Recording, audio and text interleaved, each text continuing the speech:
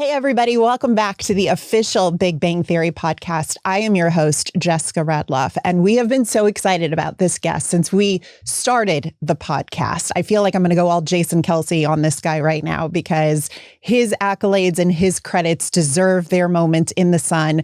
Of course, we first got to know him on Aaron Sorkin's Studio 60 on the Sunset Strip. His film credits include Florence Foster Jenkins with the one and only Meryl Streep, as well as They Made Us with Candice Bergen and Dustin Hoffman. He also did Poker Face with Natasha Lyonne. Now he is starring in the critically acclaimed AMC and AMC Plus series, The Audacity, which is streaming now, as Martin Pfister, a genius tech innovator who develops kind of an AI for alienated teens, except he's also kind of neglecting his own teenage daughter, which is very interesting. So make sure you watch that if you haven't already. But of course, fans know and love him best is the absolutely hilarious Howard Wolowitz, which he won a Critics' Choice Supporting Actor Award for and Golden Globe nominated as well. Also for Florence Foster Jenkins, please welcome the one, the only Simon Helberg. Whew.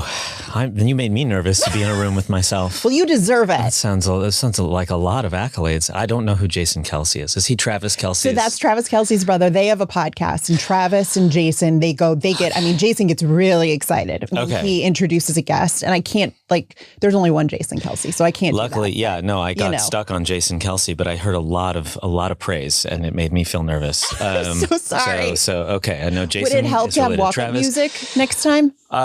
Anything would help. Yeah, just maybe just like a soft humming and a lulling or something. The what is it? The 3 S's. The shh. Yes, that's what I need. Exactly. Okay, next time I'll tone it down and I'll do the 3 S's. But thank you. It's nice to be here. It's nice to hear all those cool things that somehow I've accomplished. And this is such a. I mean, who would have ever thought? Seriously, who would have ever thought? That's what I asked myself. We didn't even know what a podcast was. No, I still might not know what a podcast is. I mean, my mother still doesn't. She's like, so it's like a radio show? Yeah. And I'm like, well, it's kind of like a talk show. Yeah. Because we're on camera. But you're this is legit. I've been in kitchens and, the dishwasher, you got to turn it off while you're doing your podcast. So this is amazing. I mean, you can stay here if you want after. Please feel free to set up an office. At least a nap. Yeah, when we bring other guests in, you're welcome to just hang out. And it'd be cool. I'll just see Lee Aronson sleeping by the eggs. Why not? That's an inside Melissa. joke from last time. I know Melissa was It's here. like a tour, except instead of, wax figures, it's just us. It's all people that have moved in here. I know. When Steve Milaro is here for his episode, we'll just have you vacuuming in the corner, dusting. It'd be nice to catch up. Yeah, we'll do that. Yeah. So anyway, The Audacity is now streaming on AMC and AMC Plus. And I feel like this is a show that Howard would love. Do you agree? Yeah. I do, because it does have a tech element, and my character has a kind of it's almost like an extension of the dark underbelly of Howard or something. In fact, at one point they talked about him going to MIT, and I was like, no. We can't do it. It's not, I don't think that it was clocked. I was going to ask, did they know that I think Howard it was just, it was, a lot of these brilliant wunderkind, tech guys, they went to either, it was really like MIT or Stanford, where some of the top schools still are. But I was like, I don't know, you don't understand. No one will be able to take this seriously. So Stanford it is. You were just in France for this thing called Series Mania. Is that what it's called? That's what it's called. Okay, and tell me. Series Mania. Yeah, exactly. Yeah. Well, there's a funny story I heard about that I want you to tell everybody in a second. But I read, it was in Variety, that the venue that you were doing a speaking engagement in for The Audacity was one of the largest venues for this TV festival. Yeah. And they couldn't even accommodate everybody who wanted to get in to see you. Yeah. Because everybody loves you. I don't want to make you more nervous, but everybody, what does that mean when you hear that here you're in the largest venue for this festival and not everybody can even get in for a Simon Helberg talk? I like to keep people disappointed and wanting more. That's I straddle that line. That's so that sounds perfect to me. You always want some people out on the curb a little sad. I invited them here today. Yeah. Yeah, I didn't know that. That's yeah, it was a really big venue, and it's really great because like, so in this show, I'm part of this ensemble cast, and I'm a supporting character in it. Yeah. It's very much, the show centers around Billy and Sarah, and so I think the show is brilliant. So I'm happy to just be out there, to be in it, to be out there yelling at people to watch it. And it was a great opportunity to just travel around to France with it. But at the same time, you're also a French citizen now. You have dual citizenship. I am. But if if I could only speak enough French to have that swagger. I've got the passport, but yeah, maybe that's why I sold out that venue. It's just a nationalist kind of adoration. Tell our viewers and listeners who you got to meet when you were there that they might get a kick out of. I got to meet the person who did all of the dubbing for Howard through all 12 seasons, and I met this man in France, and he stood up in the middle of my masterclass. How dare he? Yeah, he should have been outside on the curb with the rest of the plebs. No, he stood up and he was like, I've done every single, and he's doing the Audacity. Is he really? Yeah, and this happened when I went to Italy. I met the Italian Howard. Yeah, the Italian Howard again, and they look at me. It's like a look of like sort of trauma. Actually, really, it's like they've spent thousands of hours studying me and my movements and voice, and they know how they know more about me in some ways than I do. So it's a little odd, but it's good. It's just the beginning. It's the way any cult starts, and I'm happy that we're too strong now. So yeah, it was really cool to meet him. I guess there's one Howard in every country. He did no. I want to know. I don't think he has any questions about you. Like after inhabiting, he just said, "Can you stop? Yeah." Please stop making things. No, what's funny is actually in both Italy and France, they when I met the actors, they showed the same scene. They both showed the scene where I sing to Bernadette. I don't know the one when she's in the hospital. Yeah, I think it's like partially because they were proud of that, and it also I forgot like what a sort of a technical kind of marvel that whole thing is. Just like the amount of words and singing, and this is like a lot going on there. So they showed that to me, and it's always lovely to hear it in Italian. My friend is in Hungary, and he sent me a clip of Big Bang from Hungary. I love getting those clips. It's interesting because it has a rhythm. Yes. Like undeniably that's Chuck. True. But I have to say, like, as much as it is really cool to see the show in different languages, it goes to show just once again how incredible as actors you guys are, because even someone doing your voice can't like embody the character the way that you did. I mean, you put every ounce of yourself into this. It's not just the dialogue, it's the mannerisms, it's the looks, it's the pacing, it's the music, like you said. I mean, it's truly unbelievable to go back and watch. Do you go back and watch ever old episodes? Sometimes my kids are absolutely obsessed with Young Sheldon. Like, I mean, it's on all the time, like all the time. And we traveled when I went to France and we went to London. My son has an iPad that he was just playing Young Sheldon.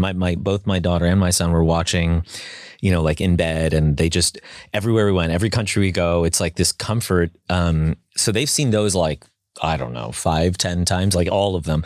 Wow. They're way more excited by that than Big Bang. But my daughter started watching a little Big Bang really because of that. Okay. And she likes it a lot. My son is still like, he's much more of a Young Sheldon fan. So when they do have it on occasionally, I'll like, oh my God, I'm just sort of trying to, or my daughter will quote something to me that I'm like, because for me, it exists in this kind of like a dreamlike part of my experience. So I remember it and I don't, it's like, I mean, I remember it because I lived it, but I don't remember it the way somebody who watched it does. What do they think about Howard's haircut? it has not aged well. Nothing from there has really, not the early seasons as much. The pants and no. I mean, that's also the other thing is like sometimes my daughter will have like an episode from season 2 or 1, and there's some racy stuff there, but I'm like, like you should watch a later one. Like once Howard, quiets down a little and he meets a woman, and there's a great influence that the women have on that. They really cut through the sleaze, and you got to just give it some time. So there's a few early ones where I'm like, ooh, but the pants never changed and the hair never changed. So there's no excuse there. I love that. I don't know if you knew this actually, and I remember you telling me a while ago that your kids loved Young Sheldon. I don't know if you know that my second book is coming out in October, and it is the oral history of Young Sheldon. Oh my God. And your best friend, Jim Parsons, is doing the foreword for it. Oh. And in the interviews for the book, Jim would say to me all the time, he's like,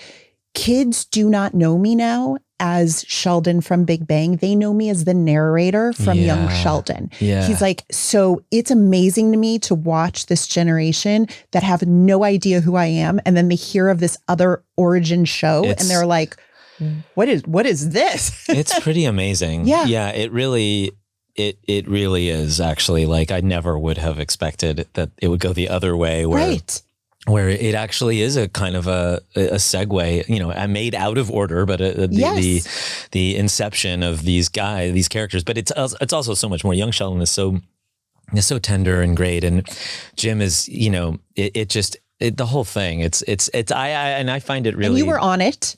I was on it, but yes, that's not why I only watch my one little moment over and over again. No, I just love like watching Wallace Shawn, and there's just such great. The acting is so great, and it's so sweet. And anyway, so fun. It makes my kids so happy, and it reminds me so much of like the shows I watched as a kid, Wonder Years and Family Ties, and these things that like just really informed who I was and made me feel good. Right. Your kids got to come on a book tour with me now. Oh, they would. We'll have them join me, Reagan, Montana, Ian. They'll come along. It'll be fun. They probably know more than we do. Yeah, they've seen it 5 to 10 times. They do know everything about it. I love that so much. Well, when we had Kevin Sussman here, who of course plays Stuart Wolowitz, and in the new BigAng, not Stuart Wolowitz. Stuart. Oh my God, you're right. How dare you? Oh my God, I can't believe I did that. That was a Freudian slip. Well, you know why I was thinking of that. Because he was originally the original. Yeah, he was the original Howard Wolowitz. Yeah. Oh my God. Yes. Well, that's what I wanted to ask you. You're Camp Stuart Wolowitz. Now we know. At least I'm kind of like Switzerland, though. You got to admit that's like, being neutral. I love you both. So there's no one. I love Kevin more than I might love myself. Dying that I said Stuart Wolowitz. That's really funny. What I wanted to ask you is, yes, Kevin was here on the podcast and he talked about how, which I thought was incredible, that over 12 seasons he never told you the story. I had to be the one to break the news to you, which I was scared to death about because Melissa Rauch called me right before I was getting on my next interview with you. And Melissa and I were really good friends outside of this work environment. And I said to Melissa, I was like, oh my God, Simon's calling in 5 minutes. And I got to tell him the news. And I was like, I'm so nervous. And Melissa was like, it's going to be okay. It's going to be okay. But I was scared to death to tell you. And you took it so well. But then you said to me that you wanted, is it okay to call Kevin and let him know that you knew? Oh yeah. Well, I haven't talked to Kevin since not because of this. We just don't talk much, but like I would love to talk to Kevin. It's funny that we never talked about it because we really did spent a lot of time like hanging out in dressing rooms and talking about acting. Like we sort of geeked out about, just lots of stuff and work and all that. It's just so funny but no, I would I have to talk to him about that because I'm so interested in his perspective and what that feels like. And, because I only knew that he had read for Leonard. That's what I knew. Yes. And I knew that like early on, I was like, oh, so he was somebody that they really loved and they considered him for Leonard. And I was like, wow, that would have been so interesting. And I didn't know though and I knew he read for that part, but I don't know how I just never knew that he read for my part, which makes so much sense. But I always said to you, and I said to other people, I was like, yeah, there was this, clearly just this very weird, like eternal week of like ambiguity where it was like, after there was a lot of excitement to like have me come in and test, then it was just this like, it was sort of the like, you go on a great first date and then you're like, anything. What happened? Like, why is this person not like they clearly something is wrong. Right. And then like out of that darkness, they're like, no, sorry. I just thought my phone was dead. And yeah. I'm like, what? And then I went and got that job. But I always had that like, it's so funny though. I don't know. Like, I mean, I don't have any real feelings about it except just kind of curiosity because it's part of like this formative experience. Yes. But no one ever talked to me about it. I don't know. So, I mean, I was scared to death. I was like, oh my God. And it happened again in Young Sheldon for the book because another actor was cast in the place of somebody. And I don't know if I'm allowed to reveal it now, but I had to also tell them. And I'm like, how is this keeping happening that I'm the deliverer of the news? But it's like, I mean, I'm an actor. One. Yeah. Like I've gotten jobs where I've gone in and they've had other actors' names, like on the inside of the pants or something, or on the sides. I'm reading. I swear to God that it's weird because they don't usually put your name. It's not like you're going to camp when you're going into working on a film. But I swear I have gone into wardrobe fittings and I have gotten sides where I have seen other actors' names on it crossed out, and I'll say like, oh. Were they considered or, oh, no, well, that was a prototype and then I'll find out like, oh no, they had the job and they quit or there was a conflict. And I don't really ever feel much about, cause that's just the whole nature. You're always auditioning against people or with people. And so I don't feel like they didn't want me, but I am just on a kind of like the hot goss of it all. I'm like, what happened? So I really want to ask Kevin, understand it. And it's funny because I think you told me like, oh yeah, no, Bill and Chuck didn't remember it that way or something. Well, Chuck doesn't remember a lot. God love him. I love Chuck. Like, but they didn't remember it though. Yeah. I bet they'd remember it. Yeah. No, it's just, it was one of those wild stories that just floored me. And you were so gracious about it. And everybody said to me too, like this show would not have become what it was. The relationship between you and Bernadette would not have been the success if it wasn't you in that role. Like it would have been a different thing. Yeah. I mean, Kevin was wonderful, but you are the one for Howard Wolowitz. Well, what you did in that role was extraordinary. It was, it's just, it's the way it worked out. I can't believe I said Stuart Wolowitz still. Oh my God. I'm still like, wow. You can edit it out. Good. No, I think we should keep it in there. Show that that I'm not perfect. I do make mistakes and everything. Just like Howard was a work in progress in the early seasons of Big Bang. And in season 3, that's when he first met Bernadette. But he was still a Lothario, as they said, early in those seasons. And I don't know if you remember, Howard dressed up in some very interesting costumes in season 3. I don't know if you recall this exactly, but one of them in particular was very memorable. Let's take a look. And remember, you can watch the entire episode on HBO Max.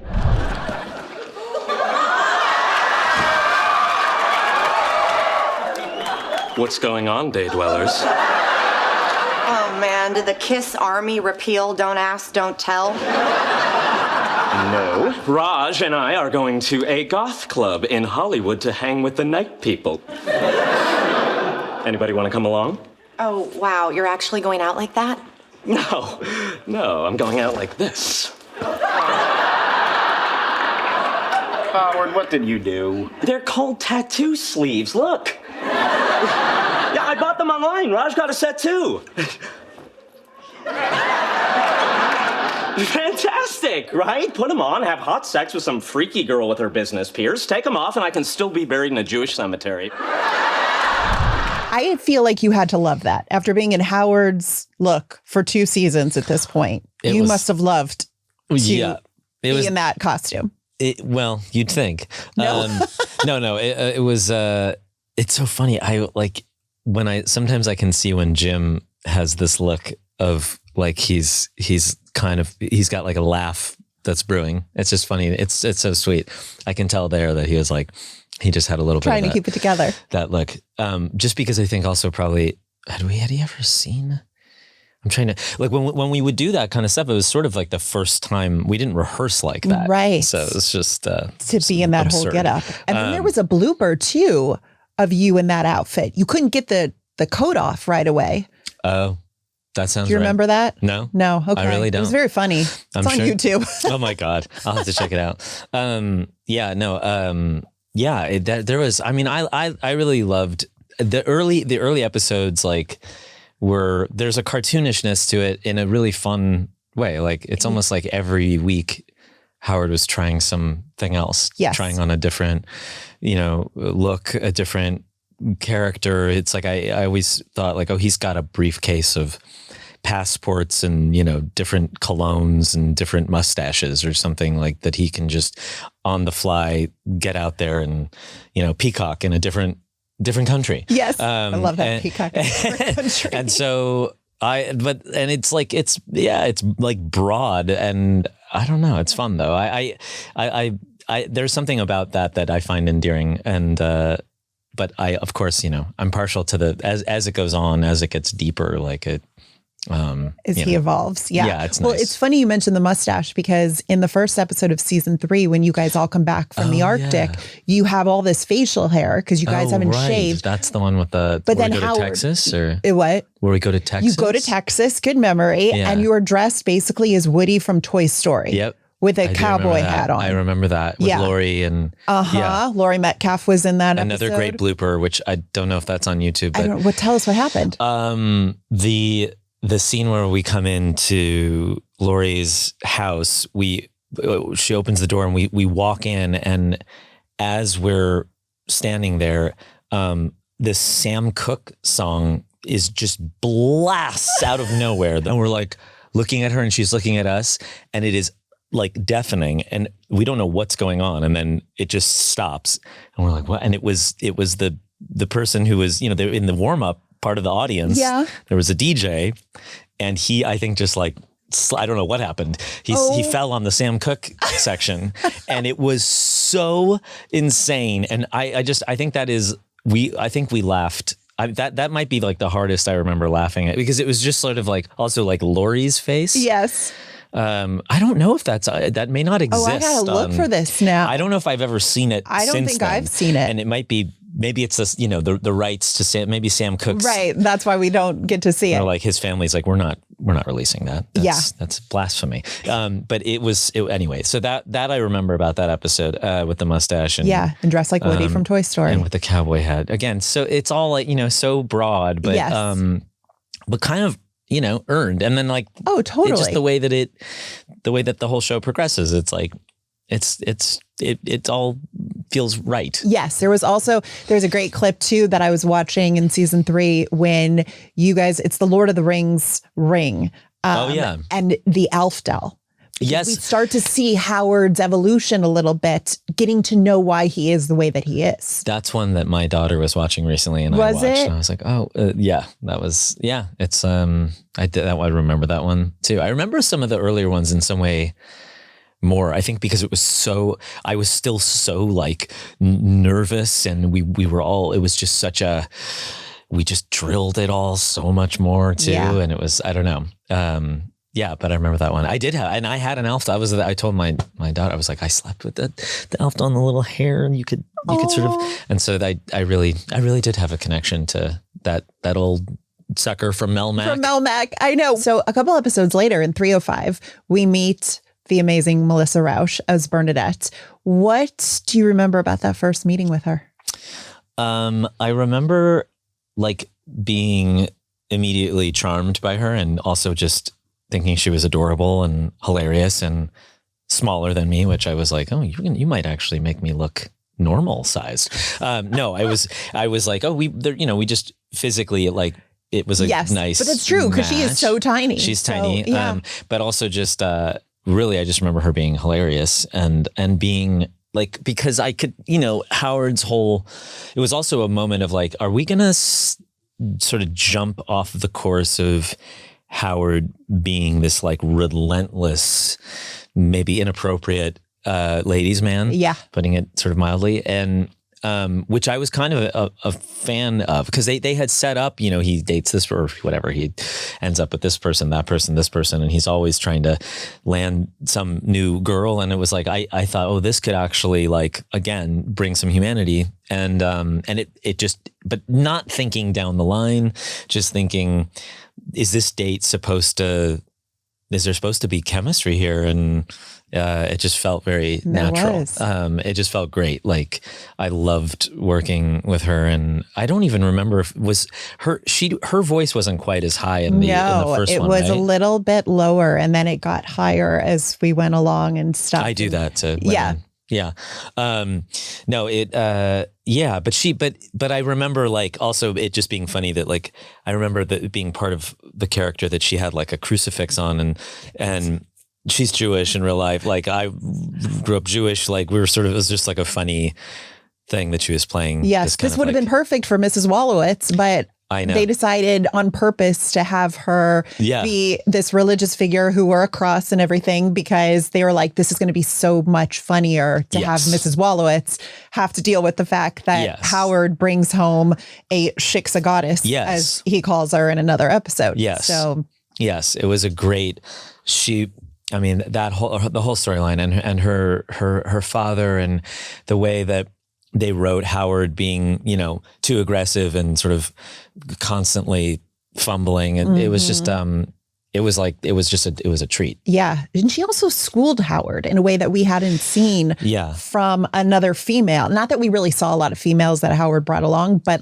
she schooled him and she educated him, which was fun to see. Yeah. So, and she filled that, the clear, the clear Freudian, mother-wife kind of blur, that there was oh, this is deep. There's there's a lot to unpack here, which was great.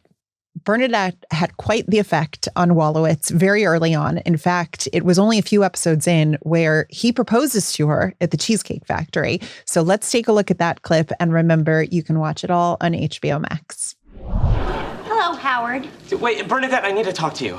I can't now, I'm working. This will only take a second. You asked me to think about where our relationship was going, and I did. Bernadette? Will you marry me? Is this more comedy that I don't understand? No, I'm serious. I'm never gonna find another girl like you who likes me and is, real. So this isn't a joke? No. Then you're insane. I prefer to think of myself as quirky. Howard, we've only been on 3 dates. We haven't even had sex yet. Fair enough. When's your break? Wow. Don't you just hate when this happens? Wow. Oh. Do you remember that? Yeah, I don't think I've seen that since we did it. It's interesting. I feel like, oh gosh, I relate to that to that sensibility, and also feel so sad for that guy. But it's as a character, it helps me, it helps me sometimes, in these moments when I look back on it and I haven't seen it forever, or I'm oh, I see what the character was supposed to be. Because again, there's so much broad. Yeah. There's so much that's just larger than life. And sometimes I'm if I see a clip, I get oh, that was too big. I don't know, what was I doing? I should take it down a little bit. And then I see certain things that feel like they're in line with a certain type of immature performative guy, or the guy who's just desperately trying to kind of put the positive spin on things to make things crackle. Absolutely. And so because it's sweet though. I do remember doing that. At the end of the episode, you get on the not the piano. What is it called? A keyboard. Keyboard. Thank you. And you sing Bernadette. Yeah. And I'm like, I said to Melissa, how did you keep a straight face when Simon did that? Like, that was amazing. Yeah, that's right. That was so fun too. I really enjoyed the way they incorporated some of the music stuff in here, and again, the character, it's like, it's funny because there's all these sort of little like party tricks, impressions, music things that I do. And then they kind of baked it in a way that felt appropriate to this guy. Right. So he is that jack of all trades. The only thing I could not do was magic, and that's, I think, the only thing that all the writers could do. So for them, it was very like, it's just that simple. You know how to pull the coin out. I'm like, nope. Like you just have to do the shuffle. I'm like, I don't know how to shuffle, so like, or juggle for a second. Nope. And I learned to do a lot of the things just for like one second. Too, right? Well, yeah. I mean, yes. Russian. Chuck Lorre helped you with that. Chuck helped. Yes. Thing here and there were some little moments of because again, he's like, maybe he's like Jason Bourne or something in another life. Gosh. I don't know. That I did think about that. I was like, he's like, he's like the spy without any of the physical, anything impressive physically or any ability to dominate or, it's just he's got all the little quirks of that. It's cool. It's cool to see. I love that. Well, we're going to play a little game with you. Rapid fire Howard edition. Whatever comes to mind. I will be rapid. Ready? Okay. Best live audience reaction you remember? I would say the pilot, when Kunal and I first made our entrance and the audience went on and on and on and on and on, and Jim Burrows had to run out and quiet them down and have us make our entrance again. That was just like a very, I just will never forget that. Yeah. How could you? I mean, incredible. And I remember Johnny being like, putting his arm around me and us being sort of like, holy shit, like, this is crazy. It was just like, it was very like, rock and roll moment. It's so odd to have that happen for characters that nobody knows. There's like entrance applause. Right. Weird. So cool though. Something you improvised that stayed in. Oh man. I honestly, I am not kidding. There's like nothing I can think of. You'd think in 12 years, and I've done a lot of improvising, but not on this show. Let me think if there's anything, I think just certain, I put it all into the reactions and all into the physicality.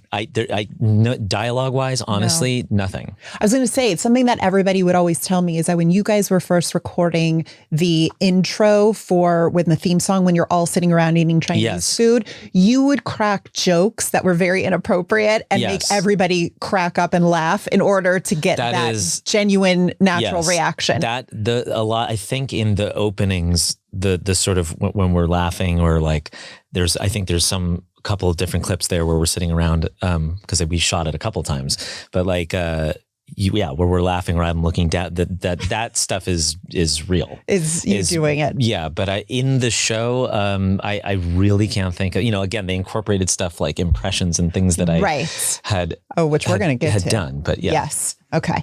We're not doing very good at the rapid. I'm sorry. Well, I'm answering rapidly, but then I'm going on. But it's really good information. I figured. I'm like, you're letting me slide. I like it. It's fine. Okay. A Howard trait that was hardest to play. I think the overconfidence that would come sometimes with the way he talked to women and the obliviousness therein, isn't something that naturally that I think to sort of find the reality of that. Because like, how do you not understand? How do you not read the social cues that this person is like disgusted with you? Right. So that sort of friction was hard. That makes sense. Favorite Howard accessory? I mean, it's got to be the Nintendo belt buckle. Which you still have. I do. Yeah. Okay. A moment you actually related to Howard. Oh, I think the moment that he is looking for, the moment that he finds the letter from his dad. It's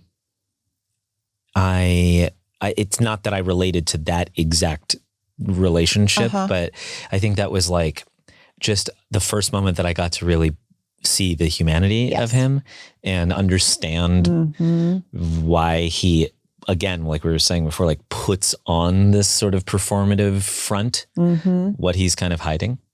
Yeah.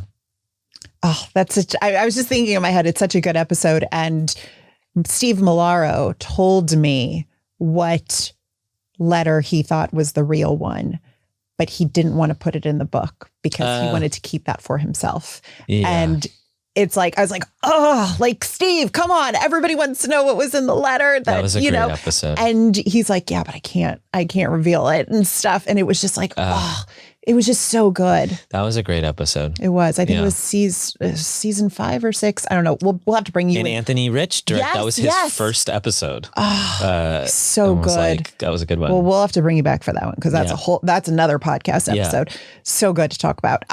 Okay, item you wish you kept after the show ended.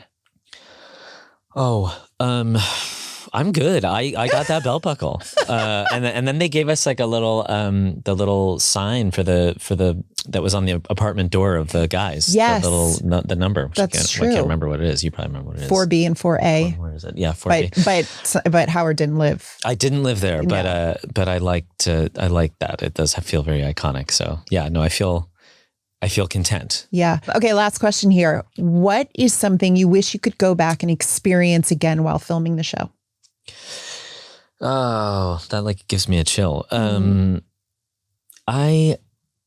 The pilot probably. And then there, in many ways, I wish I could sort of do it all again because you're living constantly in a state of fear. Really, I think just that it's not going to last, that it's not good, that maybe they wanted Kevin instead of you.